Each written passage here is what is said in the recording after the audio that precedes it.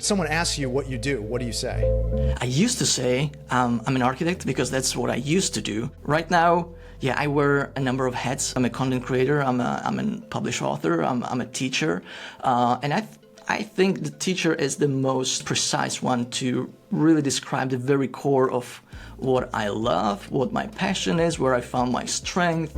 I had a very frustrating period of my time after graduation where we moved to Copenhagen. I remember in that period of time, looking for a job was my full-time job. I sent out more than 100 applications. I got more than 100 rejections in that maybe 9 months, 10 months period. It was very frustrating. There was a little bit of social pressure to finally, get a job, do something. Financial pressure, I imagine. Financial pressure. It was not a great time. And every time when my mom called and asked me, how did that interview go? Did you get that job? And it was very heartbreaking to tell her, no, not yet. The problem that I've realized is that we as architects, I've been studying architecture here in Prague. I'm now based back in Prague, Czech Republic, but we also studied with my wife in Denmark, which was a very international environment. We were exposed to many other different countries and cultures. What I've realized is they didn't have the same background as me from my bachelor studies. And for some reason, to me, it was very surprising. I would expect them to, go through a similar path, just as me. We were all, bachelors in architecture and design of some sorts. I realized not everybody was taught how to draw in their schools. Yet, it is expected of us in our professional practice to be able to quickly communicate ideas, basically on spot, to explain to colleagues, subcontractors, contractors, clients, obviously, what our vision is, what the idea is. As an answer to this problem, I thought, hey, maybe I could package up tips and tricks and techniques that I was drilled with in my bachelor studies and put it together to help students and young professionals like this to really get this relationship with sketching going. In this period of time, I also saw it as an opportunity to, okay, now I have some free time on my hand, not much, but some free time. Let's give this idea of teaching and helping people to sketch like an architect a try. And it was a little bit of a getaway from the real struggle of the real job searching life, where I started to put together these educational materials, which is now the foundation of what Sketch Like an Architect is. First job I got, I quit after 3 or 4 months. The people were great, but it was just not a good fit. And luckily I got another opportunity. Then it turned into a dream job.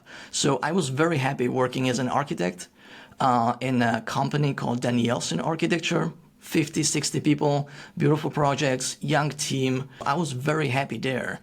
And at the same time, I had this Sketch Like an Architect thing going on the side. So that's the 2017 to 19 period. Okay. And actually the impulse for me to jump in full time was when we were expecting our first kid and we wanted to come back home to Prague for our family and friends. So that impulse of coming back home and leaving that happy position at a dream job, that's what made me make the leap and do the decision to dedicate full time to Sketch Like an Architect. Right now, Sketch Like an Architect is a multi-six-figure business with 80% profit margins. It wasn't like that until maybe 3 years ago when I hit those 6 figures for the first time. If you study any business books or follow any business people, it's like, it's so talked about. It feels like a super important milestone. Learning from other people who are transparent enough to share their numbers behind their online businesses has been tremendously helpful, eye-opening. Just the fact, realizing that it is possible for them, so why wouldn't it be possible for me and what I do, right? So but it's about finding a gap in the market too, and creating something valuable to fill that gap in the market. And I think you've done that very well, and it happens to marry well with your skill set and the things that you like to do, because it can be quite common to fall in love with the profession of architecture or interior design or drafting, and then find the reality to be quite disconnected from the thing you fell in love with, which, when you were describing this, for me was like sketches and models. Like, that's what I thought I'd be doing 100% of the time as a practicing architect, those two things. And the reality of practice is quite different, as you know. Take me back to that moment where you made something and then you sold it. One of my idols is Paul Graham, the founder of Y Combinator. And he always says that you want to make things that people want. So what signals do you pay attention to that tells you that like this product idea that you had for this side hustle is worth making? Probably just like you, your first sale online, it's hard to forget. And it's very mindset shifting. So I was sharing my progress. I was documenting my journey as I was creating the educational content for the Sketch Like an Architect course and the first ebook. And the ebook was part of the course. And I shared a mock-up of a PDF ebook on my Instagram, which I was growing for a few months maybe. And there was these comments that said, hey, where can I buy it? And at the time, ebooks were kind of a thing. So I was aware that you can download and you can probably sell ebooks. I had no idea how. That question gave me an idea that, okay, maybe I can turn this into a, separate product, which I eventually started off. And it's been a best-selling product ever since. I've never thought of, offering it separately until sharing my work, documenting the process, and actually listening to my audience. And I've been doing that, the listening part mostly, ever since. So when I don't know, I ask to actually understand what's the struggle, what's the need, what's the urgent pain that maybe I can help them with. I'm curious about just this idea of, okay, someone says, well, can I buy that? And then you have to take the next steps to make that happen. I know plenty of people who have hundreds of ideas and never take the next step to making that happen. So was there a simple process that you used, or did you just go way in the weeds like, oh, this has to be optimal e-commerce site and I got to worry about taxes? And because, I think some people can go there, but I'm not sure that's how you did it. Can you describe the process for that? Luckily, I was young and dumb and naive, and I had no idea. Luckily, I had no formal business education, which is like, hello, architecture schools, yeah, right? You don't teach us anything about that. So, but it was a good thing because I was not overthinking it. I saw the intent. I saw it like, okay, let's give this a try. And I was figuring things out as I went, honestly. And that's also like a story of the rest of, those 5 years. I'm just still figuring out things as I go. Back then, I used Gumroad. It's a very simple process. You put up your product there, you upload your PDF, and you set the price. Okay, what's the price? I had no idea. And I didn't, it didn't occur to me to ask, actually. Ebooks, okay, what's ebooks? $5, $10? I had no idea. So for the first 3 days, I offered it for pay what you want. You could type in 0, you would get it for free. And so I launched it mainly using my Instagram, making a few posts. To my surprise, in the first day of the launch, I think the ebook made like $500. The first sale came in and it was for $10. I was like, why would anyone pay $10 when I offer it for free? Why? I didn't understand. Another, mindset shifting thing. And the same day, there were other 2 people who bought the same thing for $100. Same thing, which 90% of the people, got for free and totally cool with that. There were these purchases that made me realize, okay, there is some value to some people in some context and some situation, right? So this is very, it's the best MBA you can get. These first few purchases, it's not a median or average, but I think the first price that I put it up with was those $10. So I didn't go for 5, I went to 10 and then slowly increased over time. And because it is an ebook and I want it to be a quick win for most people and kind of entry-level product. I find that often the failures teach us the most. Did you have anything that you uploaded or you tried and it just fell flat? Or do you have a process for kind of making sure that doesn't happen? two things that taught me a bigger lesson. One is in validating those ideas before, committing a lot of time and effort into product creation. With the case of my first course, which this ebook is related to, it didn't teach me how to actually launch a course. Course launch was actually a much bigger deal, and I had no idea. I published it, and at that time, I started telling people that, hey, it's published. They had no idea what's coming, what it is, why, why they should care. None of that. Of course, it's laughable now, but back then I had just no idea about any kind of pre-launch roadmap or strategies like that that would lead to a launch and create awareness and hype and maybe gather a wait list or any sorts of that. So that was kind of a failure, disappointing thing, that I worked so much harder on the course than the ebook. And okay, what did I do wrong, right? And I was exhausted by the time that I published it, just to hear crickets. Sure. So that was one thing. And again, over the time, I've tested a number of different strategies, but asking is one of them. Really validating the idea of an offer, not a product, and running pre-sales actually worked brilliantly for me. So I lay out the idea to a warm audience that knows me, and I lay out the price. This is how it works. This is the offer. And if enough people are interested, I'm going to go ahead and create it actually in the next few weeks.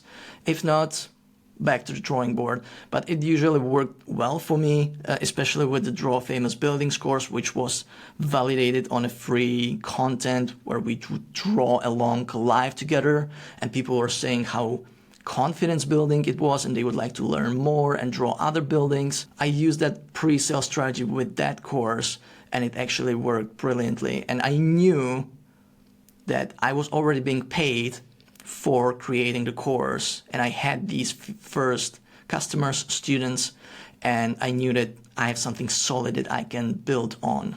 If I look at your business as an outsider, I look at your Instagram following, and you have an email list, and you're running conferences and meetups, and you're teaching people. It's like this big business, and I look at that and say, wow, that's really intimidating. Where did you start from a marketing perspective to build out this huge marketing machine? Because that's not something that design professionals are taught like ever. So how did you come to that? Was it all self-taught? Did you hire people to help you? Do you have mentors? What did that look like? Most of it was self-taught for one reason that is still true to this day, and that is I'm very, very enthusiastic about learning all about this, because I was not taught it in a formal environment. I had no idea about business research, market analysis, competitors gap, whatever, none of that. So I'm very eager to learn more about this. And I'm a very DIY type of guy, and I like to do things myself at least first before I'm ready to delegate it. And so I was learning on my own, but my marketing, again, it was due to the lack of knowledge. I was focused on just one thing back then. It was Instagram. Okay. And luckily, as I mentioned, I started on Gumroad back then. But a huge advantage with every free or paid product that you offer and someone downloads it or buys it, you get their email address. So ever since that first maybe ebook and some other free samples and any other free content that I put out there, I was collecting email addresses, and that's how I built my significant email database for my newsletter, which is the number one driver of, let's say, 80 to 90% of the sales and revenue when it comes to digital products, at least. So that's the absolute backbone, gathering emails, because social media, of course, it's a rented land. When you grow, you don't really own the contacts to your fans and followers. If you put out good content, it's very likely, gonna get stolen without giving you credit, and you can get banned or hacked any day So it is very risky in terms of like building your business on social media solely.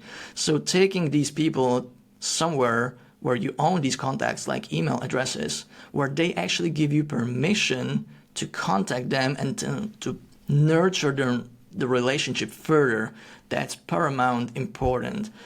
So that's one thing. The other thing, focusing purely on one channel, one platform, Instagram for me back then, at a time. That's, the focus, the laser focus of that, of all my content creation efforts and marketing on one platform, that allowed me to grow quite nicely over the years. So before diversifying into other channels, like blogging and SEO and Pinterest and YouTube, there are a gazillion options, of course. It's ideal just to follow one thing where you actually get results that you enjoy and that makes sense for you, and that's where your people hang out. Super important. Again, I kind of stumbled upon it. I don't want to sound like I knew it all from the start. I didn't. I got lucky. But looking back, that seems like a very good strategy even nowadays for someone starting out.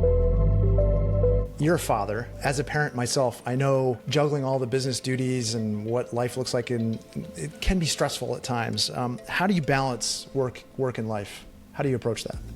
I don't balance it. I find it impossible right now. I'm in a stage where my kids are 5 and 2, still fairly small. Working from home, this is my home studio. It's a separate room in our apartment. And working from home has been amazing and a curse at the same time. So curse to my focus, and not really being at home or at work, either way, not being 100% there or here. But at the same time, being close to my kids and being able to see their progress on a very day-to-day basis, not just after 7 p.m. when I get home, or when I would get home from maybe a normal job if I needed to. That's something that I try to remind myself how grateful I am for that. So it's not easy. I don't have a good answer. I don't have it sorted out. It's an everyday battle. I'm just trying to make the most out of it. Most days aren't that productive, and I work quite well under time pressure, which is not healthy either. So I'm definitely not a great example for someone who would have it figured out. If you would have your own advice, I would be very grateful for that. But that's something that I'm grateful for how it is. But at the same time, it's not ideal, and I don't know if now is the phase of my life where it even can be. I was just about to say that. Like, my only advice would be to enjoy it while you can, because as someone who has a recently emptied nest, both of my boys are in university right now. It's a lot quieter around here. And yeah, I have more time to dedicate to office responsibilities, but there's a huge hole in my house that was filled with 2 energetic boys that I desperately miss. So my advice would be to say, accept the season of life that you're in for what it is. And on the outside, it looks like you're balancing it quite well, I would say. Whenever I shoot you an email, I get an immediate reply that says, hey, don't expect a reply back from me for another 48 hours. So I think building in buffers and systems like that is a smart way to handle it, because it takes the pressure off of having to always be on, always be in Instagram, always be on YouTube. And I think it's important to probably draw some of those boundaries. Now, I personally look at it like work-life integration. And I want those 2 things to be as integrated as possible. But in your phase, that's very difficult to do. So David, I appreciate all of your time today. It's been fun watching you build the business that you have today, and I'm excited to see where you take it in the future. Much appreciated. It's been nice seeing you and talking to you again, and thanks for having me.